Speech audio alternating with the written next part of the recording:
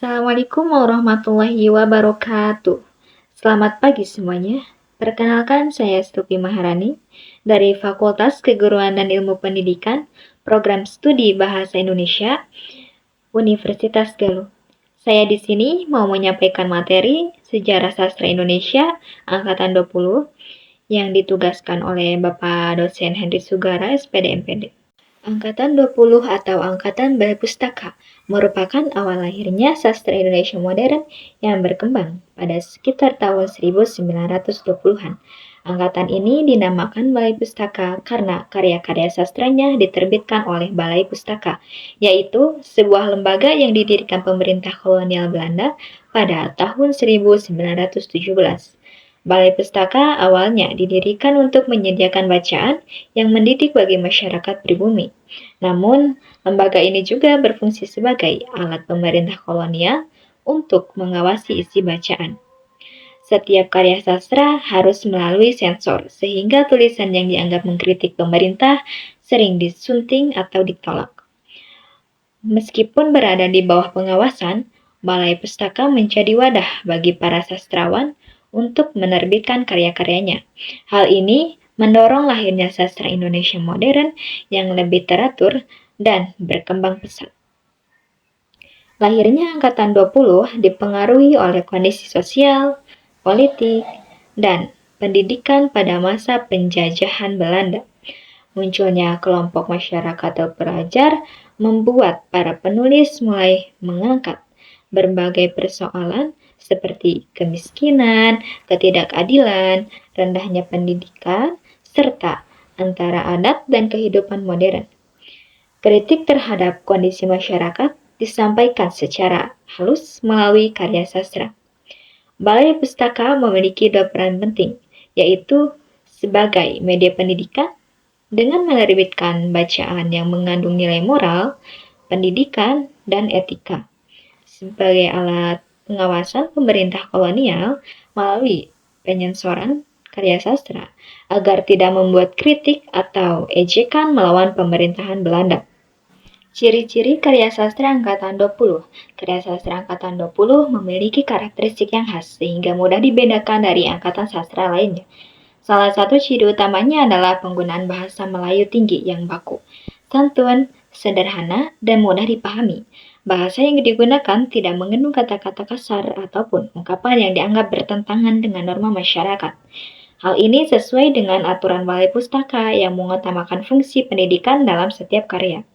Selain bahasa, karya sastra Angkatan 20 juga bersifat realistis.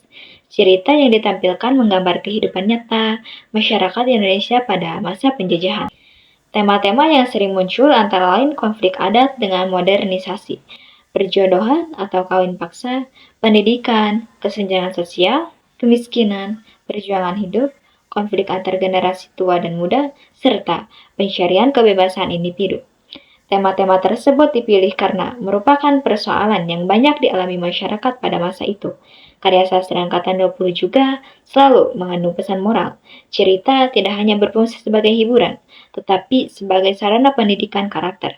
Nilai-nilai seperti kejujuran, tanggung jawab, kerja keras, kesabaran, menghormati orang tua, dan menjauhi kesombongan selalu disisipkan dalam alur cerita.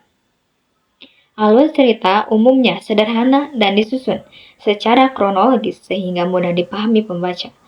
Tokoh dan pendokohan dijelaskan secara jelas, sedangkan latar cerita biasanya menggambarkan kehidupan masyarakat Indonesia, terutama di daerah Minangkabau, Jawa, Sumatera, dan wilayah lainnya. Bentuk karya sastra Angkatan 20. Pada masa Angkatan 20, bentuk karya sastra yang paling berkembang adalah novel dan cerita pendek. Novel menjadi bentuk karya yang paling dominan karena mampu menggambarkan kehidupan masyarakat secara lebih luas dan mendalam. Melalui novel, para pengarang dapat menyampaikan berbagai konflik sosial, perkembangan karakter tokoh, serta pesan moral secara lengkap. Juga memberikan kesempatan kepada penulis untuk menggambarkan kondisi masyarakat secara lebih realistis. Cerita pendek mulai berkembang sebagai bacaan yang lebih singkat, tetapi tetap mengandung kritik sosial dan nilai pendidikan. Cerpen menjadi pilihan bagi masyarakat yang menginginkan bacaan yang ringkas namun tetap bermakna.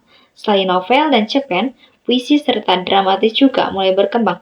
Meskipun jumlahnya belum sebanyak novel, karya-karya penting angkatan 20, beberapa karya sastra yang menjadi tonggak perkembangan sastra Indonesia modern, antara lain Azab dan Sengsara, karya Mirera Siregar, Siti Nurbaya, karya Merah Rusli, dan Salah Asuhan, karya Abdul Muiz. Azab dan Sengsara merupakan novel yang mengangkat persoalan kawin paksa. Novel ini menggambarkan penderitaan seseorang yang harus menikah bukan karena cinta, melainkan karena tuntunan adat. Melalui cerita tersebut, Mirari Siregar mengkritik tradisi yang dianggap merugikan kehidupan masyarakat. Siti Nurbaya menjadi salah satu novel yang paling terkenal dalam sejarah sastra Indonesia. Novel ini menceritakan konflik antara cinta, adat, dan perjodohan. Tokoh Siti Nurbaya dipaksa menikah demi menyelamatkan keluarganya, padahal ia mencintai orang lain. Kisah ini menjadi simbol perjuangan melawan adat yang tidak lagi sesuai dengan perkembangan zaman. Salah Asuhan, karya Abdul Muiz, membahas persoalan pengaruh budaya Barat terhadap masyarakat Indonesia. Novel ini menggambarkan konflik identitas seseorang yang mengalami benturan antara budaya Timur dan budaya Barat. Karya tersebut menunjukkan bahwa modernisasi harus disikapi dengan bijaksana, tanpa kehilangan jati diri bangsa. Ketika novel tersebut dianggap sebagai karya monumental karena berhasil menggambarkan kondisi masyarakat Indonesia pada masa penjajahan sekaligus menyampaikan kritik sosial secara halus. Pengaruh Angkatan 20 terhadap sastra Indonesia. Angkatan 20 memberikan pengaruh yang sangat besar terhadap perkembangan sastra Indonesia. Pengaruh pertama adalah lahirnya sastra Indonesia modern. Sebelum periode ini, karya sastra masih banyak dipengaruhi tradisi lisan dan sastra klasik. Angkatan 20 memperkenalkan bentuk sastra yang lebih modern, realistis, serta memiliki struktur yang lebih teratur. Pengaruh kedua adalah berkembangnya penggunaan bahasa Melayu sebagai bahasa sastra. Bahasa Melayu yang digunakan dalam karya Balai Pustaka menjadi dasar berkembangnya bahasa Indonesia. Penyebaran bahasa Indonesia membantu memperkuat komunikasi antar daerah dan mempersiapkan lahirnya Bahasa Persatuan sebelum Sumpah Pemuda tahun 1928. Pengaruh ketiga adalah meningkatnya kualitas penulisan sastra. Para pengarang mulai memperhatikan unsur alur, tokoh, latar, konflik, dan penyampaian pesan sehingga karya sastra menjadi lebih berkualitas dibandingkan karya-karya sebelumnya. Menumbuhkan kesadaran sosial, salah satu kontribusi terbesar Angkatan 20 adalah kemampuannya menumbuhkan kesadaran sosial masyarakat. Melalui karya sastra, masyarakat diajak memahami berbagai persoalan seperti kemiskinan, ketidakadilan, rendahnya pendidikan, diskriminasi, konflik adat, serta pentingnya perubahan sosial. Menumbuhkan nasionalisme, selain kesadaran sosial, Angkatan 20 juga berperan dalam menumbuhkan rasa nasionalisme. Penggunaan bahasa Melayu yang sama dalam berbagai karya sastra memperkuat rasa persatuan masyarakat Indonesia yang berasal dari berbagai daerah.